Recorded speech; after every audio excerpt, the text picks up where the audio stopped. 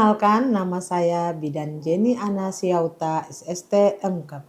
Saya adalah dosen kebidanan di Fakultas Ilmu Kesehatan Universitas Nasional. Sebagai dosen, saya berkewajiban melakukan Tridharma Perguruan Tinggi, sehingga saya wajib memiliki kualifikasi akademik dan sertifikat pendidik sebagai tenaga yang kompeten. Untuk itu, saya mengajukan video pembelajaran ini sebagai salah satu syarat untuk penyusunan PDD UKT-PT di bidang pembelajaran.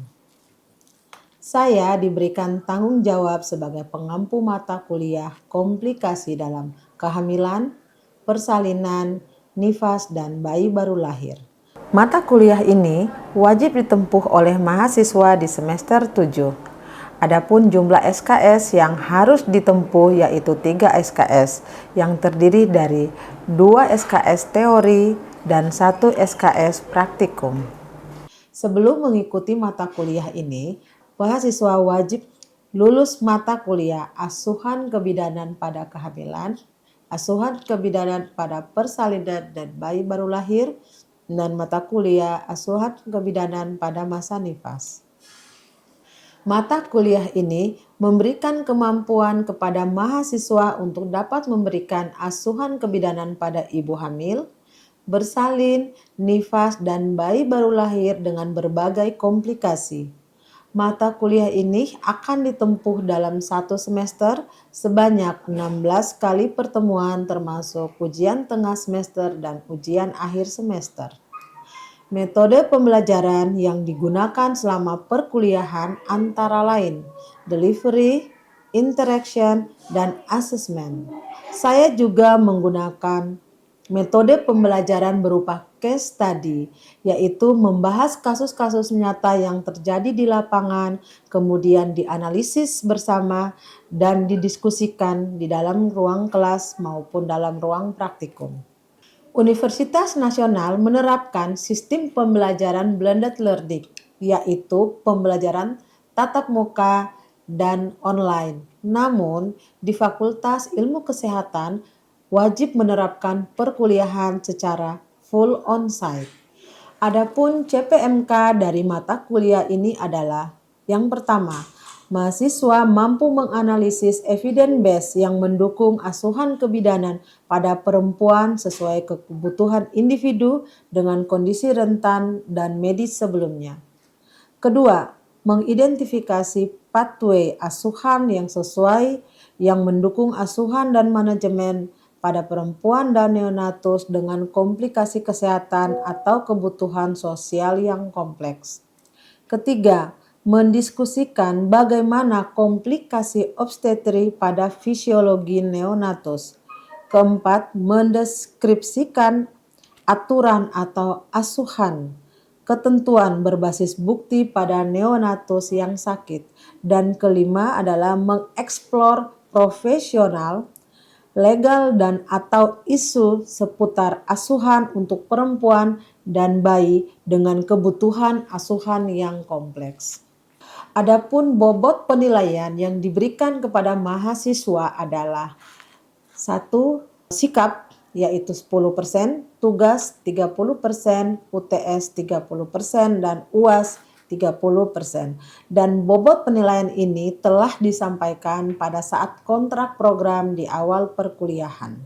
Sehingga mahasiswa diharapkan dapat menjalani perkuliahan ini dengan baik. Berikut adalah cuplikan video pembelajaran yang saya lakukan di ruang kelas dengan topik komplikasi dalam kehamilan berupa perdarahan. Selamat pagi semuanya. Pagi, Ibu. Baik, hari ini kita akan mulai kembali ya di pertemuan kelima mata kuliah komplikasi pada kehamilan, persalinan, nifas, dan bayi baru lahir.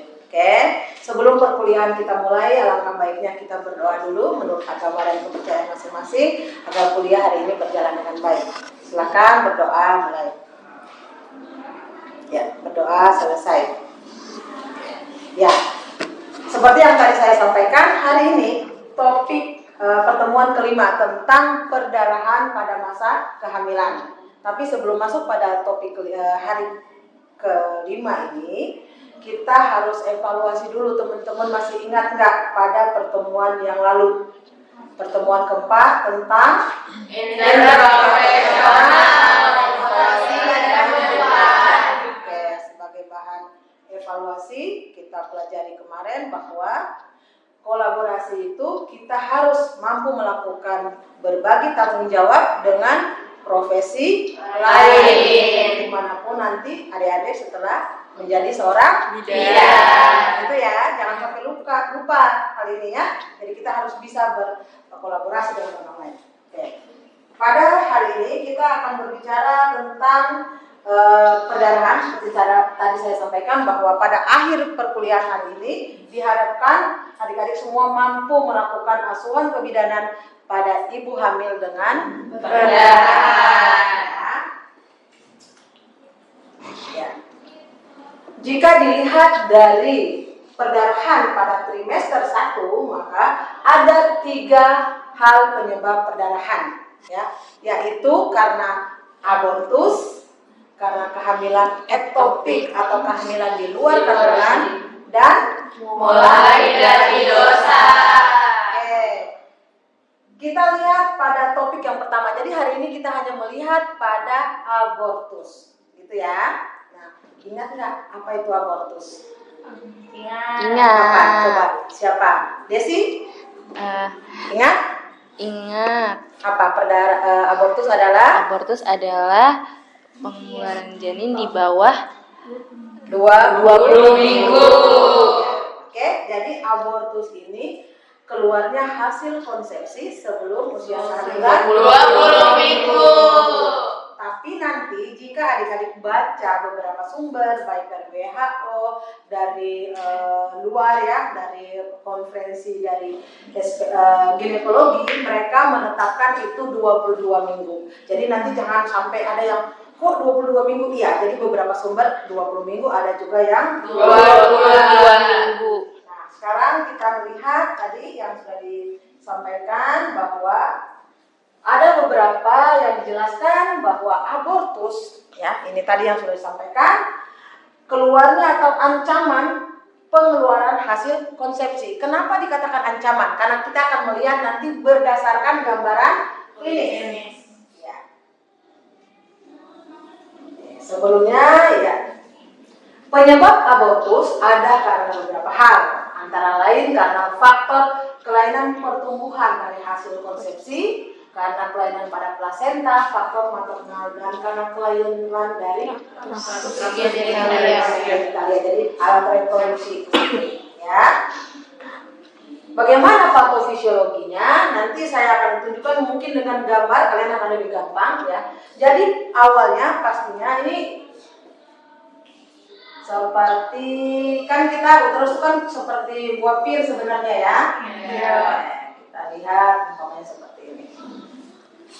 Dia akan menempel kan untuk awal terjadi kehamilan. Dia menempel. Nah, bagaimana awal terjadi abortus? Karena adanya perdarahan desi2 basalis. Teman-teman masih ingat teori-teori fisiologi sebelumnya di semester sebelumnya bahwa desi2 ini adalah awal cikal bakal untuk terbentuknya plasenta. Oke, maka ada filicorialis, ada desi2. Ini untuk daerah sini. Jadi setelah menempel, desi2 ini akan membelah dan nanti ada kotiledon. Ingat, bantalan darah. Iya. Nah, abortus ini ada darah di sini. Tadinya cairan darah. Kalau tambah lama darah ini banyak di sini, maka akan terlepas kan tempelan dari dinding rahim. Iya.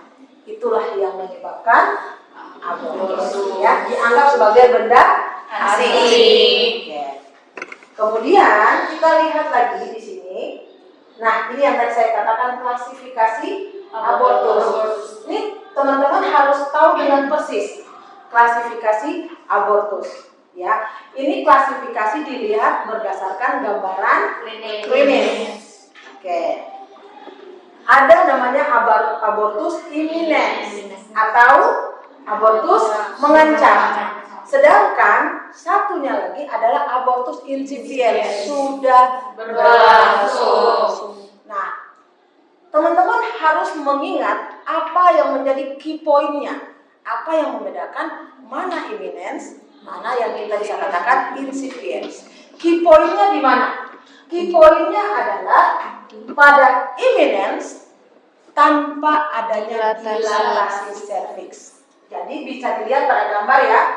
Ini akan seperti ini. Ini adalah cervix, mulut cervix yang paling bawah, ya kan? Iya. Kalau imminence ini masih tertutup. Ini berarti imminence, ya.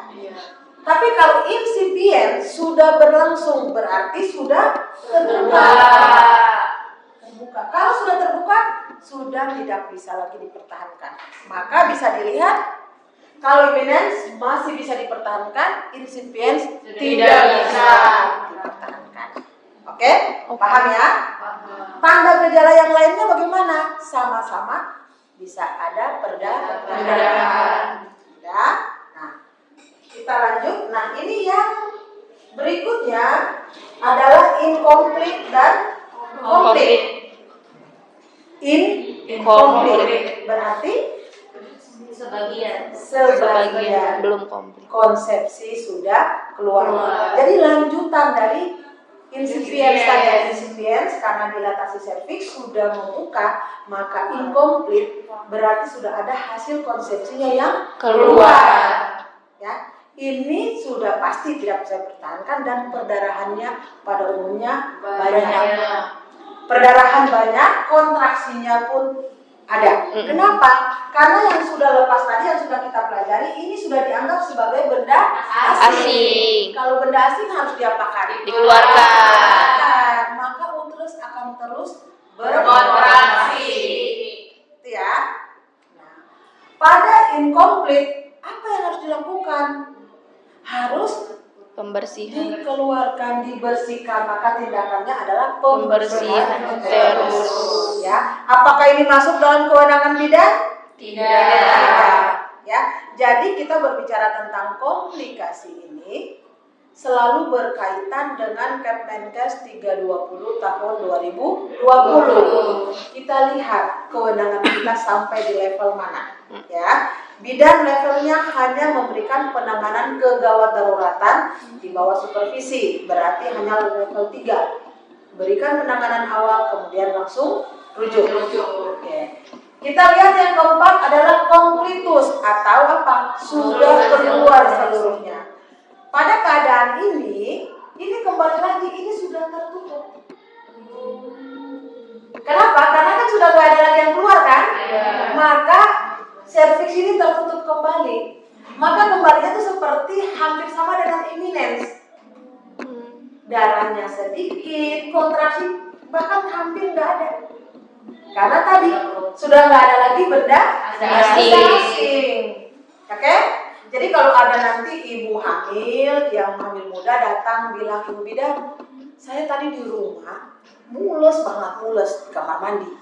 Terus tiba-tiba keluar seperti gumpalan darah. Suka ada kayak gitu kan? Terus apa yang ibu rasakan? Setelah itu kok kayaknya enak kan, perut saya kayak lega, nggak ada lagi mules.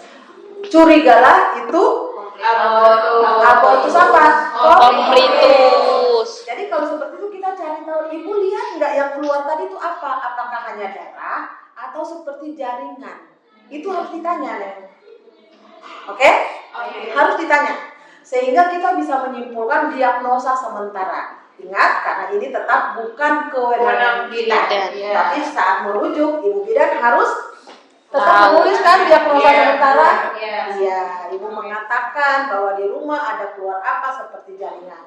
Kemudian kita akan membuka inspekulum untuk melihat apakah masih ada pengeluaran atau tidak. Jika sudah tidak ada terhenti, tetap kita harus rujuk supaya dipastikan tidak ada lagi sisa konsepsi di dalam.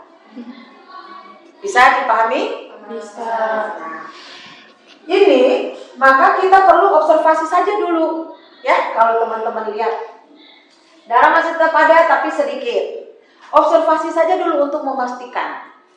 Beda dengan incomplete. Incomplete ini karena tadi saya bilang bahwa ada keluar ini membuka darah akan lebih banyak, ya kan? Iya. Ini kan dianggap benda asing. Kalau benda asing maka wajib Keluarkan.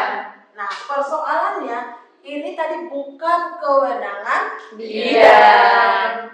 tetapi ibu bidan wajib tahu. Ya. Nah, pada kasus-kasus ini biasanya perdarahannya akan lebih banyak. Kontraksi itu mules, pasiennya akan merasa. Nah, bagaimana kita bisa tahu ini incomplete? Selain dari keluhan pasien, ibu bidan bisa melakukan pemeriksaan apa? Palpasi. Oke, satu tadi palpasi. Apalagi biar kita tahu bahwa ada jaringan yang keluar. Periksa. Nah, inspekulo. Ingat, pada kasus-kasus abortus tidak boleh melakukan periksa dalam. Bidan tidak boleh. Karena apa? Periksa dalam ini akan menambah kontraksi tidak? Iya. Iya, jadi malah akan membuat mungkin ya masih abortus imminens. Tapi karena ibu bidan keliru melakukan tindakan periksa dalam, maka terjadilah insipiens dan bahkan abortus ya. Nah, untuk memastikan tadi imminens, insipiens, lakukanlah inspekulo. Nah, begitu kita lihat, oh ternyata masih tertutup nih, maka kita simpulkan ini imminens. Nah, pertanyaannya kan masih bisa bertahan. Apakah kita observasi di tempat praktek kita? Tidak. Tidak. Karena apa? Tadi balik lagi, bukan kewenangan. Belum tentu waktu diobservasi menjadi baik kan? Iya. Gitu. Maka harus tetap dirujuk. Yang kedua, begitu sudah insipiens, sudah pasti berakhir, kita rujuk. Begitu kita cek juga ternyata incomplete, apalagi incomplete, berarti benar-benar kita harus rujuk. Pengalaman saya waktu masih bekerja di Hermina ya, di rumah sakit. Kalau untuk kasus-kasus incomplete seperti ini, ya kan tadi kita tindakannya adalah harus pembersihan uterus. Pembersihan uterus itu kita akan menyiapkan alat-alat kuretase tergantung dari usia kehamilan. Gitu ya. Contoh nih ya. Contoh ternyata ini 8 minggu nih. Berarti jaringannya kan tidak terlalu banyak, maka biasanya akan ada pakai sendok kuret seperti itu. Tapi kalau sampai 12 minggu itu wajib kita menyiapkan ada yang namanya sendok kuret, yang ada penjepit tampon kuretnya. Bukan tampon tapi sendok kuret dan untuk dijepit, ditarik. Karena kalau hanya dikerok-kerok saja nggak akan bersih, gitu ya. Nanti di akhir sesi kalau ada yang bertanya silakan bertanya ya. Nah, kemudian ada yang namanya missed abortus atau abortus yang tertahan. Nah, bisa dilihat pada gambar di depan. Ini sudah tidak hidup konsepsinya. Konsepsinya sudah meninggal, sudah tidak ada di situ nyawanya, tetapi masih tertahan di dalam uterusnya. Ini yang namanya missed abortus ya, masih tertahan di dalam, nah kurang lebih selama 6 sampai 8 minggu. Bayangkan, lama enggak? Terhentinya tertahan dalam uterus selama lebih dari 6 sampai 8 minggu. Maka tadi saya bilang kurang lebih dia masih hamil kecil memang ya. Nah, selanjutnya itu tanpa rasa nyeri. Jadi tidak ada perdarahan. Sehingga dia masih belum dianggap sebagai benda asing. Kalau belum dianggap sebagai benda asing, maka tidak akan ada kontraksi, ya. Terus, apa yang harus dilakukan pada kasus missed abortus? Tentu saja harus dikeluarkan. Dikatakan di sini uterusnya irregular, artinya apa? Kontraksinya itu tidak secara kontinu, ya, tidak teratur. Harus dikeluarkan. Bagaimana cara mengeluarkannya? Iya, biasanya itu dokter akan memberikan obat-obatan. Induksi biasa dalam bentuk ada seperti kapsul yang dimasukkan di dalam melalui rektum. Kemudian ada yang dulu waktu saya masih praktek namanya sitotek, itu dia mengandung prostaglandin, itu dimasukkan ke dalam kemaluan ibu sampai kepada serviks, depan serviks supaya berkontraksi. Setelah ada kontraksi baru bisa dibersihkan. Kenapa? Karena kontraksi itu untuk membuka atau terjadinya dilatasi serviks. Seperti itu ya. Oke. Kalaupun tetap susah, ada yang namanya busi. Busi. Jadi busi itu dia seperti ya kira-kira bentuknya bulat panjang, ukurannya itu dari yang paling kecil sekali sampai yang besar. Jadi tergantung. Kalau memang masih kecil, maka apakah busi nomor 5, nomor 4, dan tergantung dari besarnya usia kehamilan, gitu ya. Jadi ini mis abortus, yang terakhir ada namanya habitualis. Kalau habitualis ini adalah seorang ibu yang mengalami abortus atau keguguran 3 kali, minimal 3 kali berturut-turut. Oke? Bagaimana? Contoh, sekarang ini hamil, yang pertama keguguran dong, ya. Kedua, ternyata keguguran lagi. Hamil ketiga berhasil, anaknya lahir. Setelah anak ketiga pengen lagi nih punya anak, maka lanjut kehamilan yang keempat. Apakah itu habitualis? Tidak. Ini secara abortus buatan, ada terapeutik dan kriminalis. Ya, jadi kesimpulan kita apa hari ini? Kesimpulannya bahwa perdarahan pada trimester 1 salah satunya karena abortus. Secara klinis ada abortus spontan dan buatan. Spontan tadi yang sudah disampaikan tentang imminence, incipient, Incomplete, completus. Yes. Dan abortus buatan karena alasan kesehatan dan karena memang sengaja, ya, atau kriminalis. Baik, ini sumber-sumber yang nanti ada bisa lihat, ya. Ya, terima kasih. Silakan jika ada yang mau bertanya. Ibu saya Delia Safitri izin bertanya. Ya. Tadi pada klasifikasi abortus kan ada missed abortus ya Ibu. Itu kira-kira apa penyebabnya bisa terjadi missed abortus ya Ibu? Oke, baik, terima kasih. Ini pertanyaan yang sangat bagus ya. Apa penyebab terjadinya missed abortus atau abortus yang tertahan? Tadi yang kita lihat pertama, jika tubuh ibu belum menganggap itu sebagai benda asing, maka tidak akan ada kontraksi. Dan Jika tidak ada kontraksi, serviks bagaimana? Tidak membuka, tidak terjadi dilatasi, maka nggak akan keluar. Jadi pertama adalah bisa karena respon tubuh yang tidak menolak, itu pertama. Ya. Yang kedua, bisa karena memang ibu dengan anemia. Kalau anemia itu membuat otot-otot uterus itu lemah untuk berkontraksi. Intinya di situ, kontraksi kuncinya. Ya. Ketiga, apakah ibu hamil dengan kekurangan energi kronis? Sama, dampaknya kemana? Kontraksi. Oke, jadi penyebab utama pada umumnya adalah karena respon tubuh.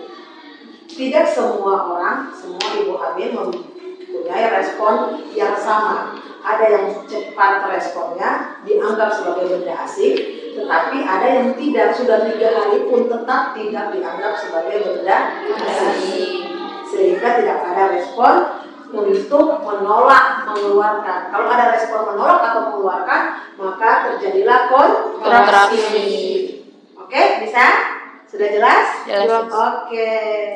Ada lagi yang mau bertanya?